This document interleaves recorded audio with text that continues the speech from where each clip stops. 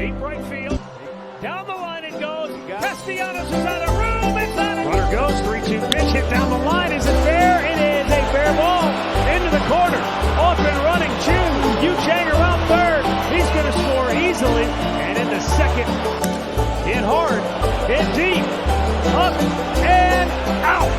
Goes Amed Rosario. And there's a fly ball. Left field. It's deep. It's up. It's gone to the porch. Hit pretty well. Deep left center field. It is gone to Souvenir City.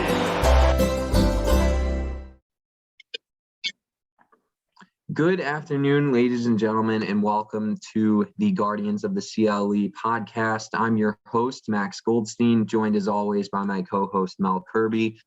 Tonight, we got some lockout updates, some player updates from around the Guardians organization, as well as our preview to our bullpen this year. We're going to recap last year, look at some outside of organization prospects, but just to start it off, Mel, let us know what's going on with that lockout. Yeah, Max. So, as you know, I was in Miami this past weekend, and I'm getting all these ESPN updates on my phone about this lockout because, as we know, Rob Manfred spoke to the media for the first time on the 10th, I believe last Thursday, and he wouldn't announce an official delay to spring training. So, that gave some people some hope, like maybe they're going to get this done. But then again, Major League Baseball and the owners just come back with some ridiculous asks in their counter proposal, which I believe was Saturday. And, they're interested in kind of cutting out a whole bunch of minor league jobs and kind of those fringe guys who are fringe major leaguers. I'll just have them go play in it, independent ball. And mind you, the players have already agreed to permanently shrink the draft size. As we know, it was shortened before the pandemic shortened season, and the players are like, that's fine, we'll keep it 20 rounds. So they've already agreed to that. So in turn, that's kind of cutting out some minor league jobs as well. Not as many guys are getting drafted. But just to recap, so far, both sides have agreed on the universal DH, some form of a draft lottery, although details haven't been released yet. And teams are no longer going to lose draft picks for signing, those free agents that previously those teams would have to give up a draft pick as compensation. But, the players just remain unimpressed by these counter proposals by the league. And they're feeling this way because of big revenue sharing, luxury tax thresholds, and that pre-arb bonus pool money. They're just so far apart on dollar amounts, and the league's not really, they're budgeting like $5-10 million at a time. It took them over a week to come up with this latest counter proposal, and I think they cut they went like $10 more million up, and they're still like $85 million apart. So it's like, we're not really seeing, with pitchers and catchers, they were supposed to report today, and the fans have this sense of urgency. We were just talking before the show. It's like the NFL's over. Basketball's still in this kind of, we're at the All-Star break. There's a lot of season left. This is when fans are like, okay, I think it's spring training time. If pitchers and catchers reported yet, this is like baseball's time to really jump in and like steal the spotlight. And instead, they can hardly get to the negotiating table. So we're not seeing that sense of urgency on the two sides' part yet. They have till the end of February, March 1st at the latest, to come to an agreement so the regular season can start on time. But as of right now, it's unknown when the union is going to submit their next counteroffer to Major League Baseball. So that's your lockout update.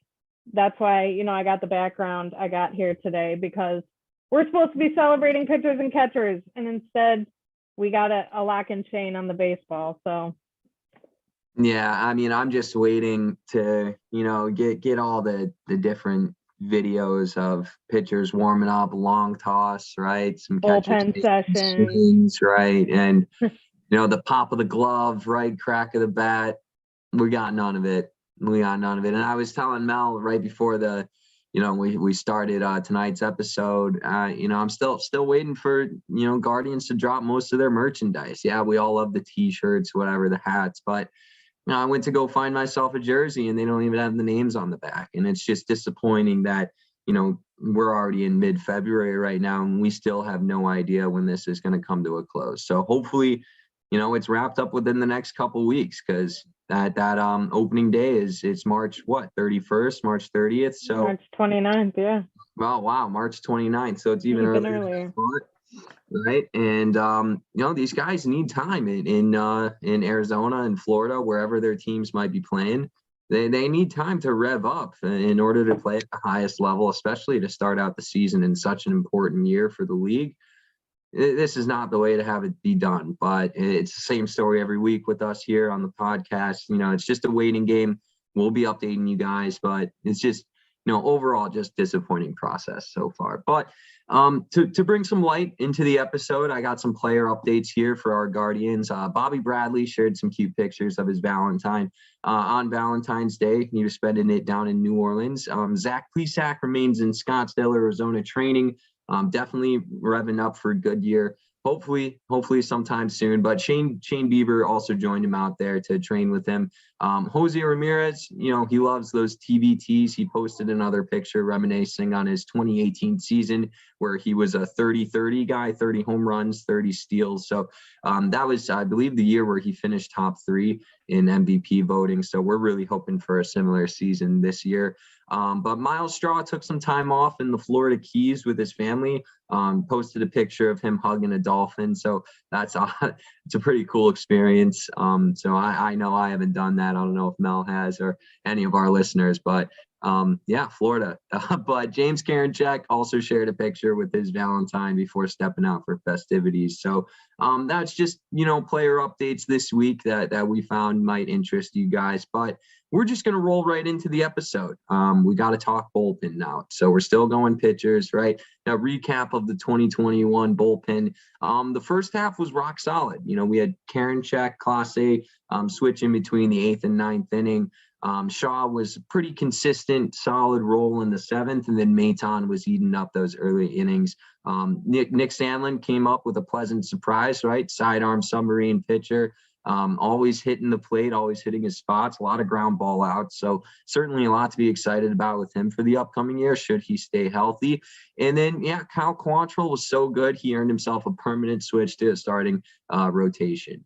But Mel, the second half fell out. What went wrong last year with our back end of the bullpen, and what can we foresee this upcoming year to make sure that doesn't happen again?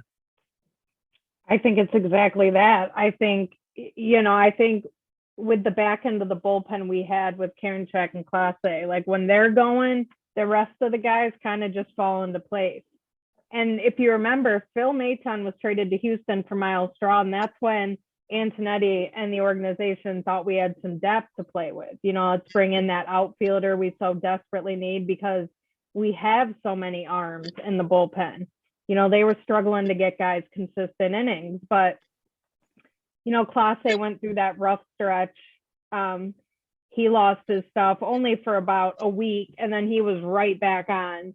And he was that one solid anchor that bullpen had, that we're going to head into next year, with him as just that lockdown guy at the end. But Karinchak, I think really messed up the flow of that bullpen. He just completely lost the feel for any of his pitches. And, he was so bad in that second half, he got optioned to Columbus at the beginning of August. So his first 21 appearances, he was 2-0 with an 0.44 ERA, 0.48 whip. He had a .046 batting average against, and he had those 38 Ks in 21 innings, and he converted 5 of 6 saves. As we know, he's got that nasty fastball curveball combo that just wipes guys out when he's on. And of course, he's had right around when, baseball had all the crackdown on foreign substances, his spin rates on his fastball and curveball drastically decreased. So, whatever he was or wasn't doing, I think it's just an adjustment period for James. He's kind of learning how to get that feel for those pitches again. He was throwing them. He was either wildly inconsistent with them, or he was catching way too much of the plate, and they were just kind of flat. So I think for him, because I just gave you those numbers in his first 21 appearances of the year, after that whole sticky stuff crackdown, his last 15 appearances before the demotion, he was 1-2 with a 9.75 ERA with a 2.00 WHIP. So you could see like something in him changed. You know, he went down to Columbus and he did see some success while he was down there. So I think heading into 2022, it's going to be a big bounce back for him. But then I also think you got to look at, you know, Nick Sandlin got hurt. Blake Parker was really inconsistent. You know, he got called up from Columbus and he was asked to do a lot. You know, he was asked to fill in, you know, for Nick Sandlin when he went down. Brian Shaw kind of came back to earth a little bit. And, you know, don't get me wrong, that was a risk worth taking and it paid off for half the season. They tried to get as many innings out of that arm as they could. And, you know, Trevor Steffen was one of the pleasant surprises, I think, of the second half as well. You know, he was that Rule 5 pickup from the Yankees, so he had to stay on the major league roster. So just with that, they kind of had, you know, they had to go through some growing pains with Trevor Steffen. But, you know, I think heading into 2022, you know, he's a guy who can lock down a spot in that bullpen. And, you know, you had Nick Whitgren, Justin Garza, wildly ineffective, you know, basically couldn't even really use them in leverage situations. So they've been 40-man roster casualties. So, you know, and we haven't even talked about Anthony Gose yet. So, you know, there's guys ready to step in. You know, what do you think about some of those younger guys, Max? Well, you know, I've been a huge Karinchak fan for a while, and watching, you know, how electric he can be when he's on. You know, he's kind of like a quirky player, kind of like a Trevor Bauer. You know, he's got his own methods, his own way of warming up. He looks kind of funny on the mound. He's always tossing that baseball up and down once he gets it. So, yeah, I mean, he's a likable guy because I know that he's working hard. He's always looking to adjust. It's just after that rule change last year in the middle of the season, a lot of players had to react. I remember Shane Bieber's first start after that. After that rule change, he got beat up pretty bad, and even guys like Garrett Cole, they were getting clobbered. And it's just a game of adjustments. You know, nothing you can do about it. You know, whether it was legal or not, we don't know, and we may never know. But you know, numbers got to change. You see what he can be when his game is hot. You know, first 21 appearances last year, he was 2-0 with a .44 ERA, 38 Ks through 21 innings. Like that's almost untouchable, right? And you know, guys like Nick Sandlin, huge surprise last year. He came in and he just did his job. He kind of reminded me a little bit of I'm forgetting his name right now. Well, we'll just forget that right now. But I mean, he's just a guy that goes out there and competes, and he's effective, and his innings don't last long at all. I think there was maybe a game or two last year where he got, you know, let out there, gave up a couple big time hits. You know, game was already over with at that point most times. So you know, he's just a guy that we can rely on moving forward. I'm really excited. But yeah, Class A, you know, I think he was the all-star of that bullpen last year. Absolutely electric, hitting hundreds. You know, the triple-digit mark on the radar, gone nearly every pitch unless he's going off speed. So definitely a guy that I see manning that closing front for the Guardians this year. If Karinchak can become his normal self, we're looking at kind of like Vinny Pistano, Chris Perez tandem right here, right? You know, like guys like Cody Allen who would go out there and just get the job done, right? We're naming some of the all-time saves leaders in Cleveland history. So I definitely think if those guys can both stay healthy, stay consistent, you know, and the starters, we spoke about it last episode, if they bring their A game, you know, most starts, we're going to find ourselves in a very, very competitive situation coming into the end of the year. I just think too, like with Class A, it's remarkable what he was able to do. You know, as we know, he was suspended for the shortened 2020 season, you know, due to the supplements. You know, he had the performance enhancing drugs ban, but he just came out, and for a guy who throws so hard, usually you're going to expect some like consistency issues. Like, you know, is he going to be the same guy every night? Is his arm angle going to be the same? Is he going to be able to command that 100+ mile an hour fastball? and he had a 2.1 walk rate last year. You know, he really never walked anybody, and he was good against righties and lefties. He had a 209 batting average against righties and a 179 batting average against lefties.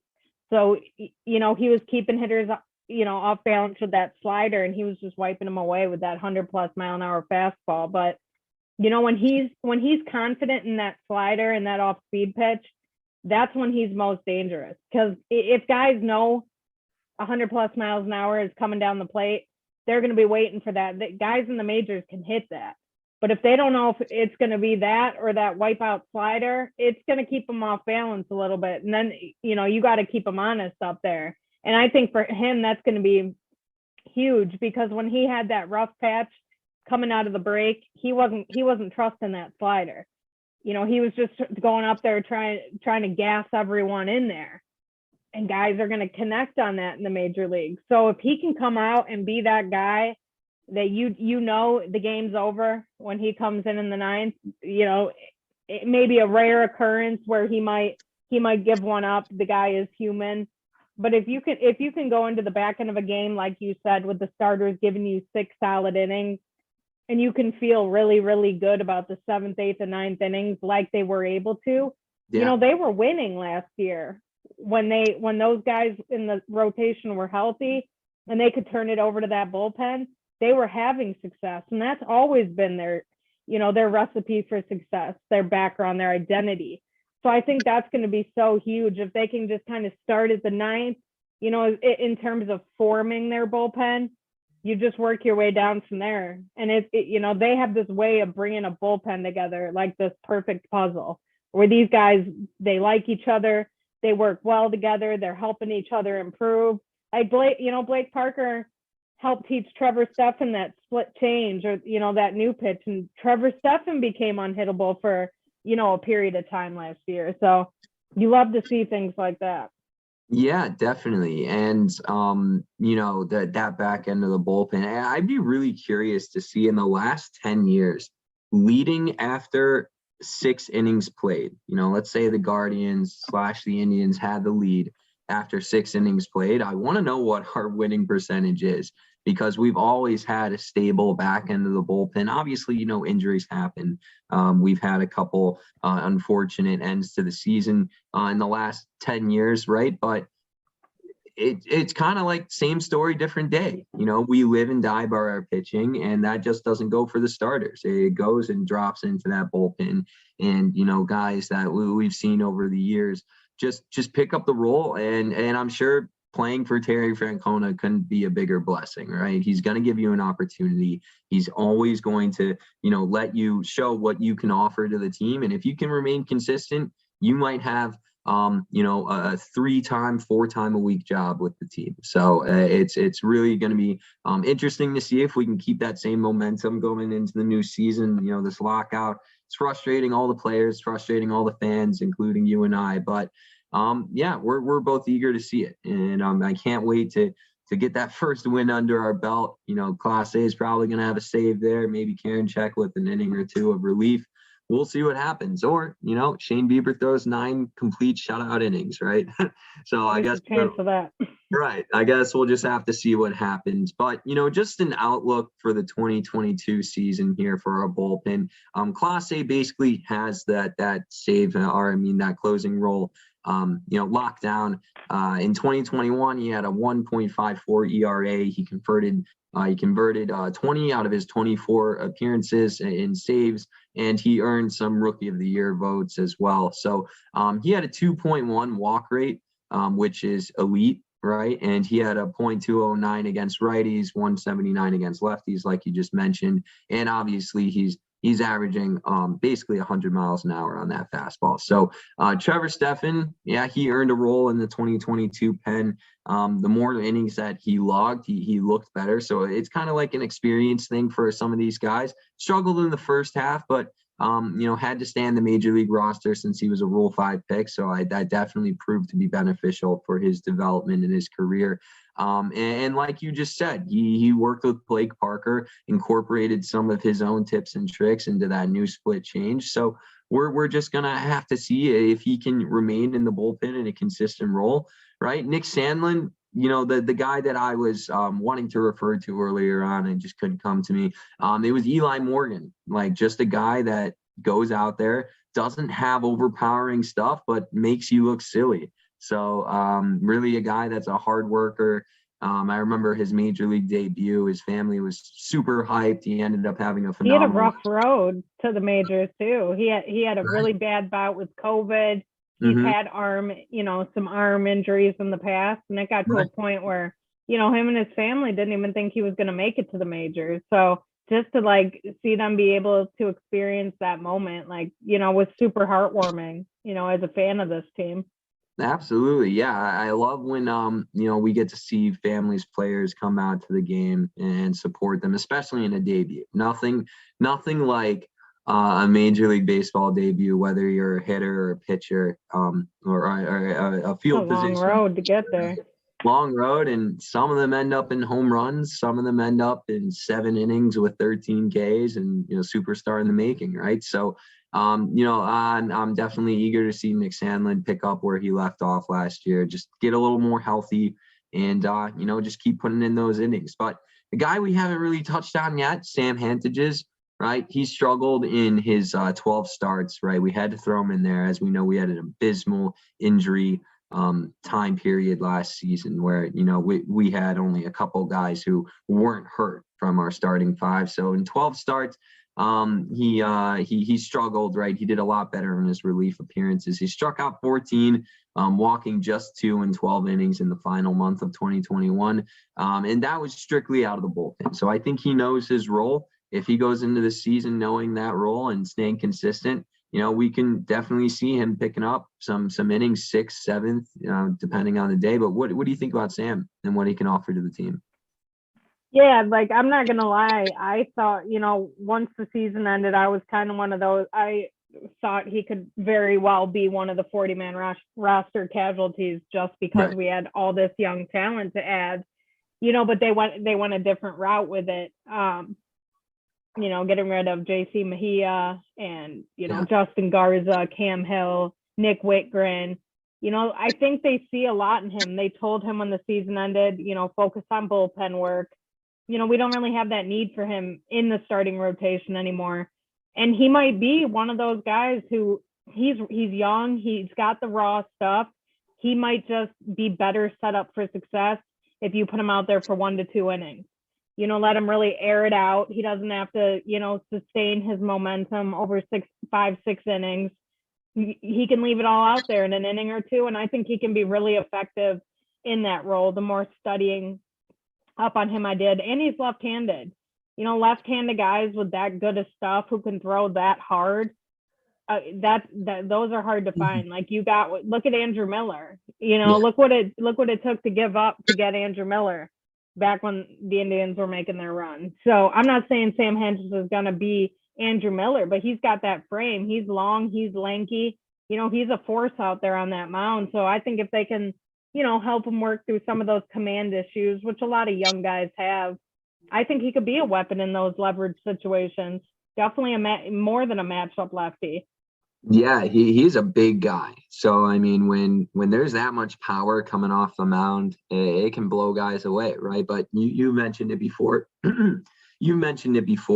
Guys at this level, they're trained to hit these types of pitches. So as long as he can, and that's why being a former catcher myself, that's why I find it so important that the organization has somebody that can lock down the plate and really, run the game. So I don't know what's going on with Roberto Perez, but Austin Hedges, who knows who's going to be getting that starting job. We'll just have to see what happens after the lockout. We can't get any updates right now, but it'll be, really interesting to see if he can keep the, somewhat good times rolling and and stay consistent. But another guy that we haven't mentioned yet, Anthony Gose, right? The feel-good story of the bullpen in 2021. He's a former outfielder who was converted to a pitcher.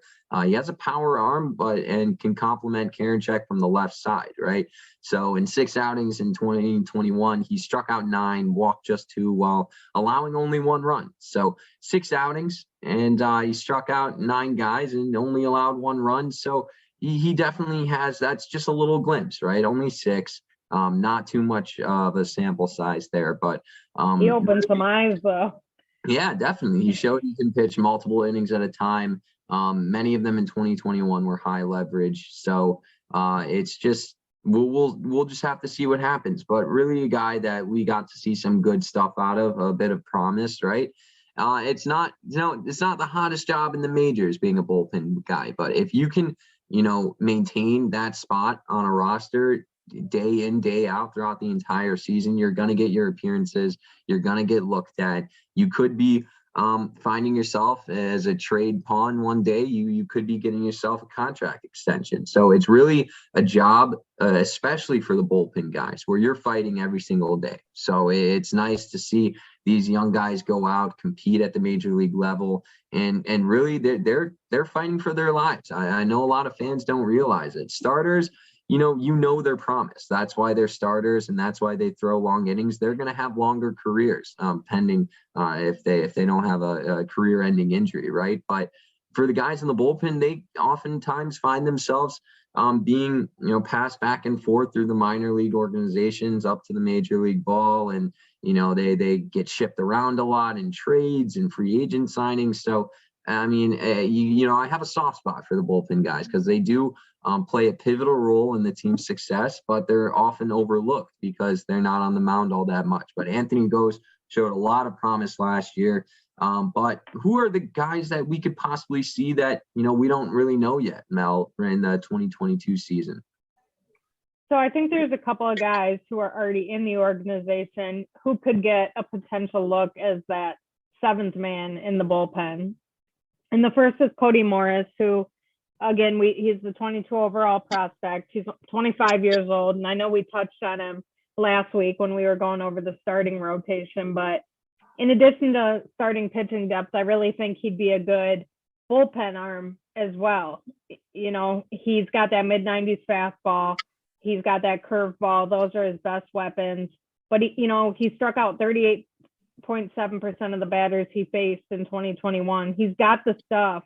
He needs a little work on his mechanics. Again, his fastball can kind of just hang over the plate at times, but I think that's why he could be a really interesting piece in the bullpen.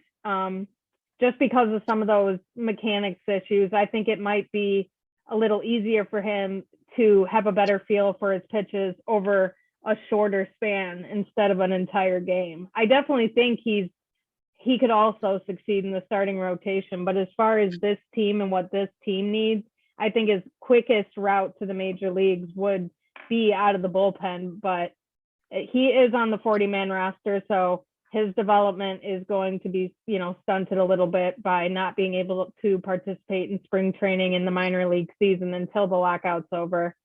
But the other guy is Mikolicek.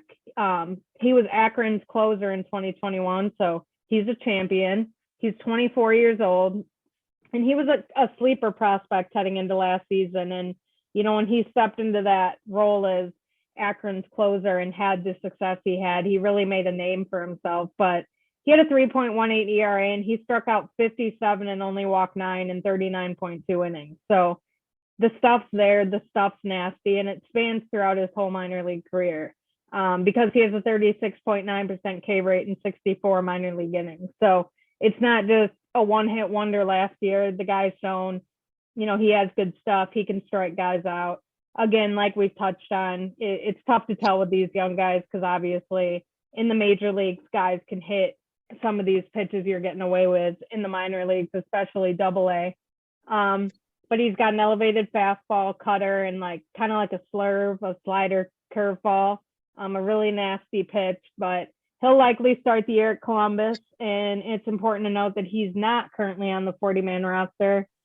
He doesn't need to be added until after next season, I believe. So he can begin the minor league season on time and go to spring training and, work out with the other minor leaguers. So, maybe that's his chance to kind of put his best foot forward to start 2022 and, possibly be on the fast track to Cleveland because, he is 24, he's old for the level, and that's because he was another college pitcher. Like I've mentioned over and over, the Guardians love drafting college pitchers. They like fast tracking them through the system. So I wouldn't be surprised if we saw Mikolicek in the bullpen at some point in 2022. They might, as we're going to get into in a minute, they might sign one of those veteran guys they like to go for. And if that doesn't work out, I think Morris and Mikolicek are going to kind of have the first cracks at, sliding into the bullpen in Cleveland. Yeah, I like how you mentioned that the Guardians organization really likes going after college pitchers. I think we learned our lesson, though we didn't draft him. We did sign him for a period of time. Brady Aiken, for those who don't know, was the number one prospect in baseball coming out of high school, was supposed to be absolutely electric. I believe he was drafted to the Houston Astros when they were still going through that rough stretch as a franchise and a team. But, he never really made his way up in that organization. We gave him a shot, and we never saw him that I know of at Progressive Field or even playing in a major league game. So I don't know where he is now, right? But that's just an example I thought of bringing up because he was the it factor in high school, and he never ended up really that never really ended up coming to fruition for him. So I like where the organization is headed in terms of the depth that we're trying to achieve throughout the year in this bullpen. But guys who we might see, the list that Mel put together here from outside of the organization, trade deadline last year, Andrew Chafin, he's a left-handed pitcher, 31 years old. He was traded to Oakland from the Chicago Cubs at the deadline last season. He had a 1.83 ERA, 64 Ks, and 68.2 innings pitched in 2021. He's a late inning guy, right? He's a leverage situation lefty. He's from Ohio. He went to Kent State, so definitely has some of those homegrown roots there that could come back. We'll see what ends up happening. But a guy like Ryan Tepera, he's a right-handed pitcher, 34 years old. He was traded to the White Sox from the Cubs at the deadline. They did a whole overhaul last year, the Chicago Cubs, in the middle of the season. So not surprising that a lot of their guys were just sprinkled throughout the league. But Ryan last year had a 2.79 ERA, 74 strikeouts, and 61.1 innings pitched. Not to mention he had a 0.88 whip. So he has a high swinging strike percentage. He does a great job of reducing quality contact, and Fangraph estimates 1 year for $4 million, which is absolutely affordable. We can get that done. Not the biggest name on the market, and that's generally the guys that the Guardians or the organization goes towards. But who else could we possibly see come to the league come to the team this year? Some guys that you might like seeing. Yeah, so another guy I was kind of reading up on is Richard Rodriguez. He's another guy over 30, he's 31 years old. He pitched for Pittsburgh and Atlanta last year. He had a 2.94 ERA. He only had 5.9 Ks per 9 inning, but he had an 0.93 whip. So he's nothing spectacular. He's not going to wow you with his stuff or anything like that, but he is relatively effective. He could be an innings eater type of guy, maybe like the 5th or the 6th inning even. But, he could be another diamond in the rough. We love the Guardians, like taking chances on these guys who are over 30 that they signed to 1-year deals and just hope for the best. We see they've done that with Brian Shaw more than once. I think he's finally worn out his welcome. But my guy on this list is Ryan Tepera. I like Chafin, but surprisingly, we have a lot of lefties, in the pen as it stands right now. So I think we could use Tepera from the right side. And, the reason I say that is those advanced stats you touched on. He has that high swinging strike percentage. You really like to see that in a relief pitcher. That shows he's still got the stuff, and, he reduces that quality contact. So even when guys are making contact, they're hitting a lot of weak ground balls, weak pop-ups. They're not getting productive at bats. So if you ask me, that's a guy I want coming in a leverage situation. Not someone who's giving up easy hits, easy bombs to guys late in the game. So, and with that Fangraphs estimate of 1 year, $4 million, like you said, he may not be the biggest name, but he could be another person's trash could be our treasure, right? That Right. seems to be Chris Antonetti's motto every offseason. That's right in their price range. So that'd be a name I'd watch out for. Absolutely. Yeah. I mean, a lot of things to look forward to. We're dreading the end of this lockout. We're dreading, the fact that this lockout hasn't ended, I should say, excuse me. But, really looking forward to just see what, Chris Antonetti, Terry Francona, everybody in that front office, what they end up doing with all the players. It should be fun, and it's going to come quickly. So, once that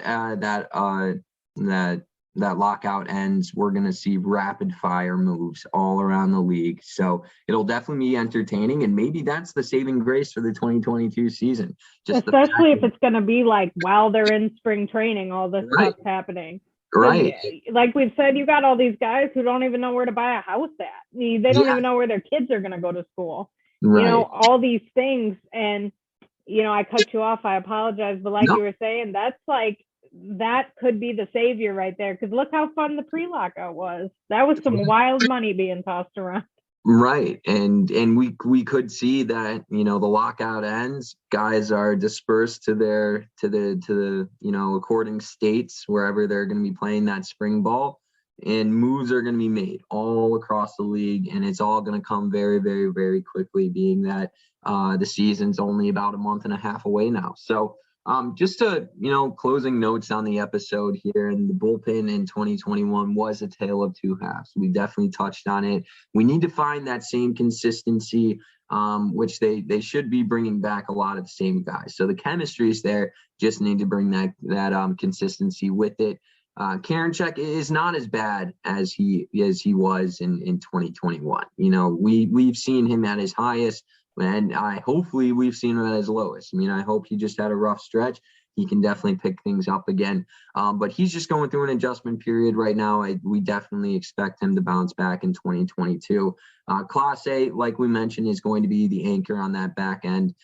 We just need to fill in the pieces around him. Can Anthony Ghost build off the success he found during his late season call-up? Will Steffen continue to improve? The more innings that he logs, the more experience he gets, the more improvement we're going to want to see. So, and another thing that we wanted to touch on is just can Nick Sandlin stay healthy? Because we know what kind of stuff he brings to the table.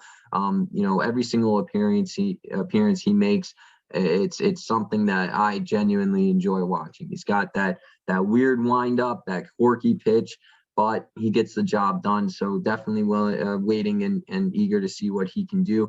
But the Guardians have never really been in favor of spending big money on relief pitchers. They go for the older guys on the 1-year deals, like we just mentioned, and they hope that their pitching coaches can get something out of that.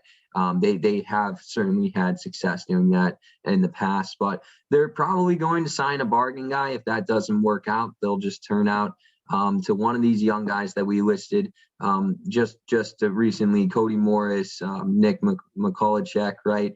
So we'll just end up having to see it. But that's, just another episode on the Guardians of the CLE podcast. I say it every episode. We love coming on here every week, updating you guys with what's going on with the lockout, updating you with what's going on with the Cleveland Guardians, the players, coaches, front office, whatever it may be. We're going to be here all season long, guys. So we're, week after week, we're getting closer, we're chipping away. But it's always a pleasure getting on here and, having you guys listen to us. Just remember, like, share, subscribe, follow Believeland Media. Go to www.believelandmediallc.com. We have sponsorship packages. We're looking for people to interview on the podcast. So yeah, you can find any update from the pod there. Follow Mel on Twitter. She's definitely one that entertains. So at Mellow, MELLOW _NIE91. Follow me, Max Goldstein, at MaxwellG24. We're getting closer, guys. We're almost there. But, can't wait to bring you guys another great episode next week. I'm going to pass it off to my great host, Mel, here to sign off to you guys. Yeah, once again, another great episode, going position by position, previewing the 2022 inaugural Guardian season. So, Max, I want to thank you for all your input today, and keep sending us a DM or a tweet at the handles that Max mentioned a moment ago. Let us know what you'd like to hear from us on an episode. We were hoping this position by position preview would take us through the lockout, but as we know, MLB did not understand the assignment with this one. So, as we know, baseball news, the well's kind of running dry at this point, 2.5 months into the lockout. So, keep an eye on that end of February, March 1st deadline so we can get this season started on time. But in the meantime, look forward to that rushed, frantic, and chaotic shortened off season that's probably going to be happening while spring training is going on. So, in the meantime, we'd love to hear your thoughts. We'd love to hear your reviews. So rate and review on Apple Podcasts, share with a friend, and stay safe, stay healthy, and we'll see you next week.